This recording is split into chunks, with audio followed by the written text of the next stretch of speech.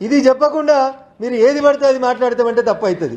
నేను మీ మాటలనే మీకు గుర్తు చేస్తా ఉన్నా, ఇవి నా మాటలు కావు, మీ మాటలనే మేము గుర్తు చేస్తా ఉన్నాం. ఏదో బడ్జెట్లో ఆంధ్రప్రదేశ్ పేరు రాలేదు, ఆంధ్రప్రదేశ్ పేరు వచ్చింది, తెలంగాణ పేరు రాలేదు. మరి నిన్న తెలంగాణ బడ్జెట్లో 33 జిల్లాలలో ఒక్క జిల్లా పేరన్న వచ్చిందా రేవంత్ రెడ్డి?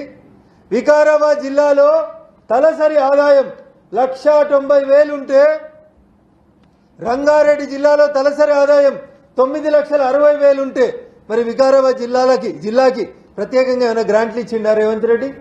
ఏమండి స్పీకర్ గారు, స్పీకర్ కుర్చీలో కూర్చొని అప్పుడప్పుడు మైకులు ఆన్ చేసుడు కాదు, నువ్వు ప్రాతినిధ్యం వహిస్తున్న నీ వికారాబాద్ జిల్లాలో తలసరి ఆదాయం 1,90,000 ఉండి నువ్వు పక్కనే ఉన్న విడిపోయినటువంటి రంగారెడ్డి జిల్లాలో తలసరి ఆదాయం 9,60,000 ఉంటే ఎందుకు మౌనమునిలా ఉన్నారో వికారాబాద్ ఎమ్మెల్యేలు షుడ్ ఆన్సర్. ఏం మారిందన్నా?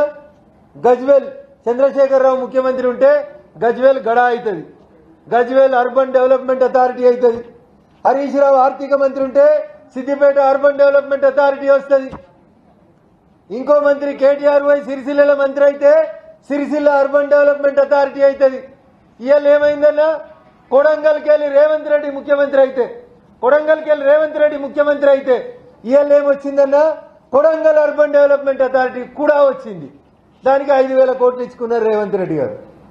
ఆయనైతే గజ్వేల్ గడా అయింది, సిద్దిపేట సుడా అయింది, సిరిసిల్ల సుడా అయింది. రేవంత్ రెడ్డి ముఖ్యమంత్రి అయితే కొడంగల్ కూడా అయింది తప్ప వికారాబాద్ కూడా కాలేదు, రంగారెడ్డి రుడా కాలేదు. There is no change. 33 జిల్లాల పేర్లని నిన్న బట్టి బడ్జెట్లో ఎందుకు మాట్లాడలేదు? కొడంగల్కు మెడికల్ కాలేజ్ తీసుకుపోయినావు, కొడంగల్కు డిగ్రీ కాలేజ్ తీసుకుపోయినావు, కొడంగల్కి నర్సింగ్ కాలేజ్ తీసుకుపోయినావు.